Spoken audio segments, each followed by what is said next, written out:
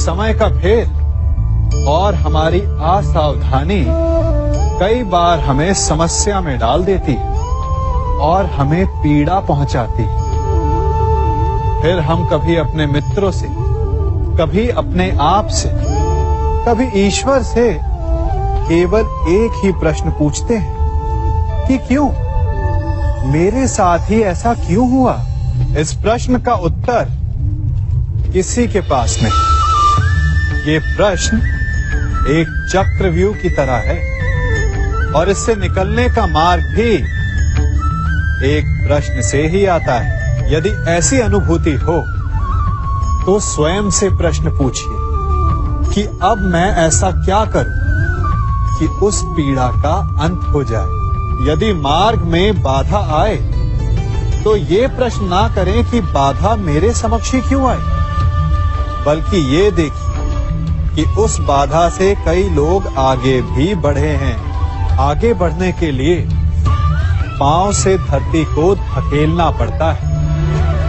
जो बीत गया उसकी पीड़ा का मरहम बीते हुए कल में नहीं, आने वाले भविष्य में मिलेगा। वर्तमान को अतीत के अन्याय का शोक मनाने में व्यर्थ ना करें। वर्तमान का उपयोग ये सोचने में करें कि ऐसा क्या किया जाए कि भविष्य में किसी दूसरे को वो पीड़ा ना सहनी पड़े। कोई हमारे साथ छल करता है, कोई हमें पीड़ा देता है, तो तन दुख से और मन प्रतिशोध से भर जाता है। फिर हम प्रतिकार चाहते हैं, अपने मन की अग्नि को शांत करने के लिए प्रतिशोध चाहते हैं। और यही हम सबसे बड़ी भूल कर बैठते हैं। तो क्या किया जाए? इसका केवल एक ही उपाय है और वो है क्षमा। यदि प्रतिकार चाहिए तो प्रतिशोध भुला दीजिए और न्याय की ओर अपने पग बढ़ाइए, क्योंकि यही वास्तविक प्रतिकार है।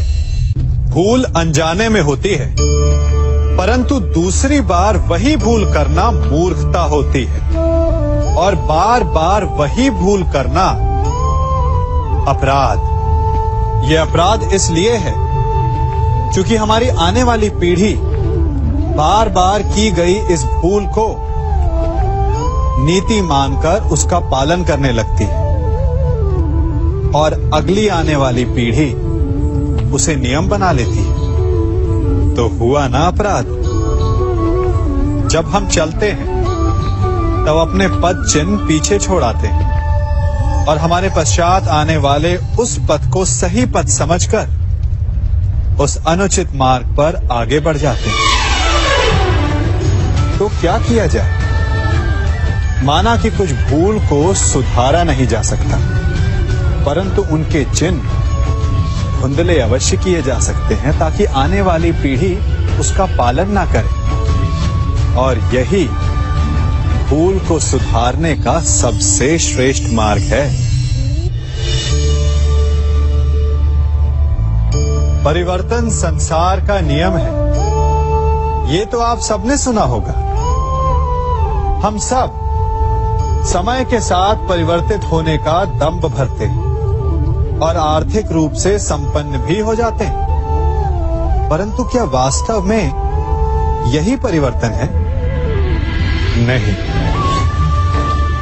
घर में, जीवन शैली में, खान पान में परिवर्तन अस्थायी है। कुछ महत्वपूर्ण है तो सोच का परिवर्तन। समय के साथ अपनी सोच को भी बदलें।